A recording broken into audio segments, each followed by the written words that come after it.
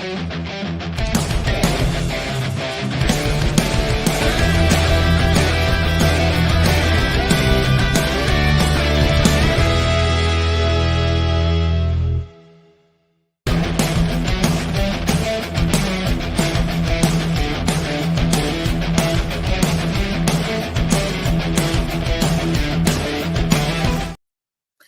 there, this is Datila, and welcome to Wrestling Time Post Show. It is Friday, July 12th, 2024, and tonight I'll be talking about Friday Night SmackDown. Alright, let's kick things off talking about the Solo Sikoa promo / segment that closed the show. So, as we all know, Solo Sikoa has been asking the fans to acknowledge him. And the fans are chanting, "We want Roman." So I think Roman will probably return at SummerSlam. Makes the most sense when you think about it. He talked about how Jimmy, who his own flesh and blood, didn't acknowledge him, so he's gone. How Paul Heyman is gone. He talks about how the fans don't deserve Roman Reigns, and that when Roman Reigns comes back, he will acknowledge Solo Sikoa as the tribal chief. And that tonight it's Cody Rhodes' turn to acknowledge him. So I still think this is leading up to a War Games match, the original Bloodline versus the Bloodline 2.0. Now, if rumors are to be believed, Survivor Series is going to be in LA at Inuit's Dome, which is like the Clipper Stadium that they're building. So if that's true, I'm going to go because there's no way in hell I would want to miss that War Games match. But this segment kind of confirms that it's official. It's going to be Cody Rhodes versus Solo Sikoa for the title at SummerSlam. So are we going to see the return of Roman Reigns? Will Roman Reigns return during the match, at the end of the match? I personally think it should be at the end of the match. So as we all know how this works, the Bloodline attack Cody, and Randy Orton comes out to help Cody Rhodes. Now Cody Rhodes gets tied up in the ropes, and he watches as the Bloodline basically decimates Randy Orton. They put him through the announce table. Now, this is not the first time the Bloodline put Randy Orton through the announce table. Remember, the original Bloodline did the exact same thing. Where's DiBiase Jr. when you needed him? JK. Hashtag legacy, right? Hey, Io. So, this is, So because Randy Orton helped Cody Rhodes, he once again got put through the announce table at the hands of the Bloodline. Cody by himself now. Yeah, he is. He's completely alone. But I don't think Cody Rhodes is going to lose at SummerSlam. Somehow, some way, he's gonna beat Solo Sikoa. Even if he doesn't have the numbers game. But then, the way SmackDown ends is with Randy Orton laying helplessly on that wreckage and the Bloodline all doing the whole, finger in the air. So, pretty interesting way to end SmackDown. But of course, it was used to set up SummerSlam. Overall, not too bad of a segment. Like I said, this is definitely leading up to the original Bloodline versus Bloodline 2.0 War Games. But what did you guys think of this segment? What did you guys think of poor Randy Orton once again getting put through the announce table courtesy of the Bloodline? Let me know in the live chat or in the comment section down below. So SmackDown kicks off with Tiffy in the bank celebration. I have to say, I'm kind of disappointed that she didn't Tiffanize her briefcase. Not yet. I was kind of hoping she would come out there with the pink briefcase. Maybe instead of carrying it, it would be like a side purse. That's what they were going for, but I guess I was wrong. Maybe next week. But here, you know how this goes. This is the opening segment's going to use to set up a match here. She's talking about how she's going to put Roxanne Perez, Bayley, Liv Morgan on notice. Makeovers take time. That's true. Unless it's the beautiful people, then they just use the makeovers to hurt. Of course, Bayley interrupts and she brings up the fact that, she won Money in the Bank in 2019, which is probably something Tiffany doesn't know or isn't aware of. And as we all know, the women's Money in the Bank have had a 100% cash in rate. I mean, no woman has told in cashing in her Money in the Bank briefcase. Bayley tells Tiffy that maybe she'll make history and be the first woman to fill in her cash in. I don't think that's going to happen, though. So Nia Jax interrupts and basically is like, hello, are you forgetting that we have a match at SummerSlam? So she's out there to remind her. And one of the things that I like is Bayley's kind of like, this is an NXT hugger. For those of you who don't know, you didn't watch NXT back in the day, or if you just started watching WWE again, Bayley used to have this hugger gimmick. And so that's what she's referring to. She's not the hugger Bayley. She's not the 2017 Bayley that Nia Jax put on the shelf for 3 months. And as we all know, like Nia Jax kind of and Tiffany Stratton kind of formed this odd alliance, so Princess and the Queen. And so like Bayley's trying to like instigate and play devil's advocate here and kind of like turn them on each other.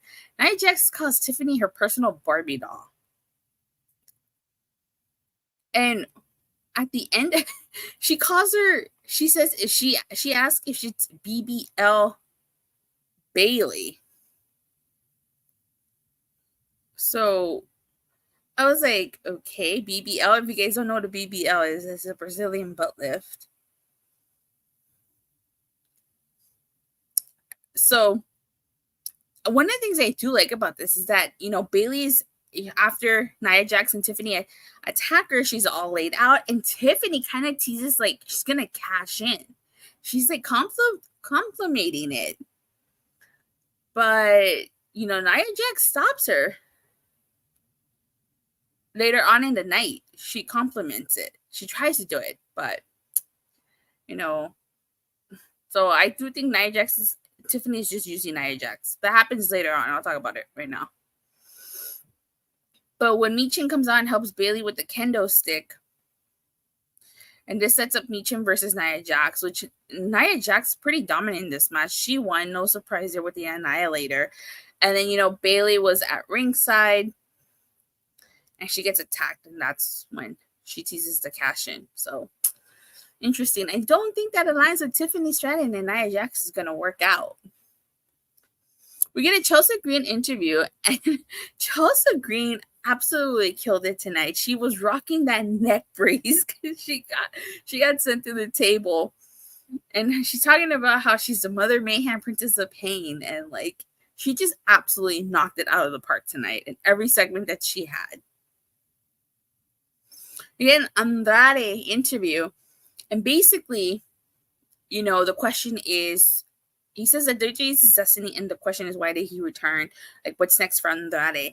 Melo interrupts, and I have to say, Melo does bring up the fact that, he pinned Randy Orton, he beat Cody Rhodes on his first night of SmackDown, he was the number 1 draft pick, and he isn't treated that way.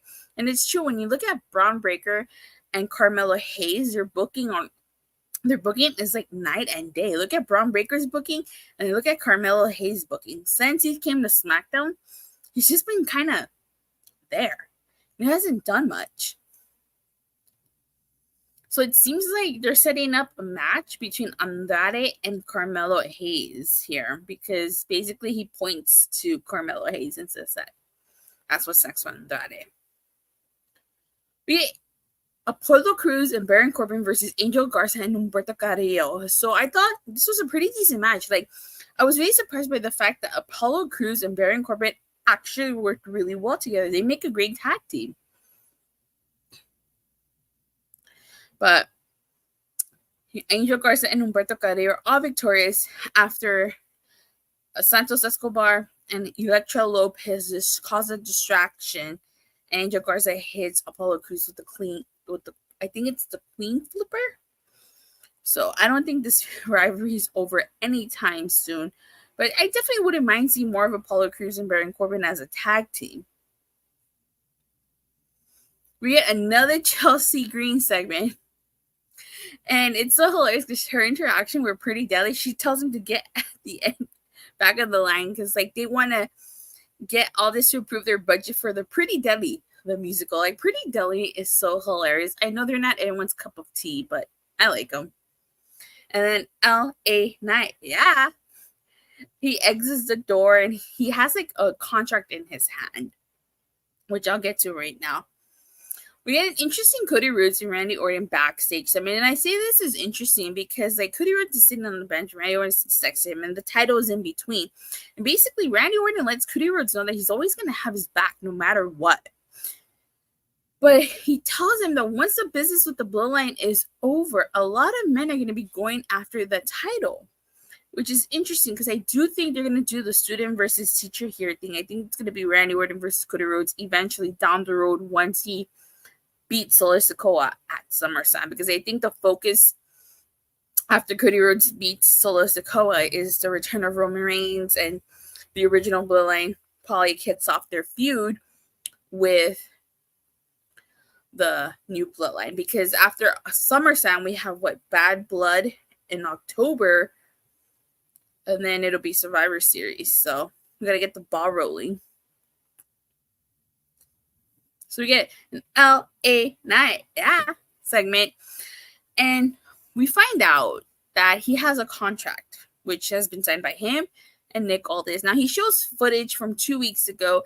Remember, it was a Money in the Bank qualifying match, and it consisted of Logan Paul versus Santos Escobar versus LA Night, and that's a match that LA Night, won, and he did so by pinning Logan Paul.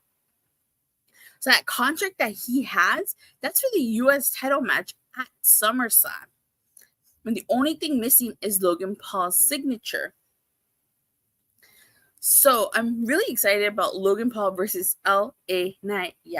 I'm really hoping that LA Knight finally wins his first title in the WWE on the main roster. I could possibly see him losing just because it is in Cleveland, which is technically Logan Paul's hometown. But I don't even think Cleveland likes Logan Paul. So I could see LA Knight, winning and taking that U.S. title off of Logan Paul. So I'm excited for that match. I can't wait. We get Naomi versus Blair Davenport, which is a pretty decent match. Really happy Naomi got the win here, but I feel like Naomi's just kind of been there. I talked about her booking. Y'all know how I feel about her booking. Good match. And then backstage, she's reunited with Bianca Belair and Jade Carter. It's so interesting because they had a whole thing, leading up to WrestleMania. They were a trio, and then they kind of separated Naomi from them. And, they're just doing their thing, and Naomi's doing her thing. And one of the things I like about this backstage segment is that Bianca Belair tells Naomi that Nick Aldis isn't there. You can see Chelsea Green in the back, and she's in the background, enter Nick Aldis' office. Like, I'm telling you, Chelsea Green and all the segments that she had, she maximized her time. She knocked it out of the park. She's amazing, and she will be women's champion.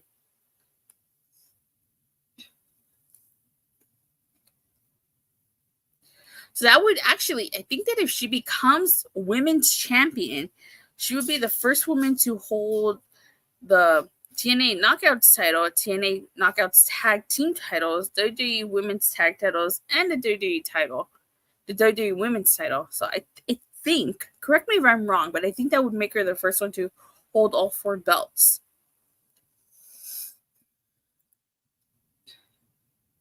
So, Blair Davenport cheap shots Naomi after she, tells her that the better person won. So, I feel like the feud between Blair Davenport and Naomi is not over yet. And last but not least, we get a tag team title match. It's DIY versus A-Town Down Under. Yeah, I thought this was a really good match. I didn't think A-Town Down Under would recapture those tag titles, but Grayson Waller accidentally hit Austin Theory here, which seems to be a common theme. I do think that the implosion of A-Town Down Under is coming. Grayson Waller is probably going to be the hero, and Austin Theory is going to be the face here. But DIY is successfully retains their tag titles, and then they get attacked by Jacob Fott too. So I wonder if the Bloodline is going to go after the tag titles again, because Solo Sikoa does bring up the fact that the Bloodline had all the gold. They had the world title, they had the tag titles. So I wonder if that's going to be the case. I could see Tamatanga and Tongaloa being tag team champions. I definitely do think we might get a match with them and the Usos down the road. That's just me, though. All right. But I already talked about the main event. Well, technically, that is the main event. I already talked about the closing segment, which is a Solo Sikoa promo segment. So I'm going to stop there. Oh, I thought this was an okay SmackDown. Wasn't too bad. So, let's go from a 1 to Sean Spears' perfect 10. I'm going to give this a 6 out of 10. Wasn't too bad, but I just feel like this wasn't a strong SmackDown, to say the least. But I really like the way that they are building Jacob Fatu. Really like Chelsea Green. I think, like I said, her segments killed it. Apollo Crews and Baron Corbin would make a great tag team. So, 6 out of 10. But let me know in the comment section or the live chat what you guys thought about tonight's SmackDown. With that being said, thank you guys all so much for watching and for the continued support. Please don't forget to like and subscribe. Make sure you hit that bell so you get notified whenever I go live or release a new video. And I will see you guys Monday after Raw. Bye.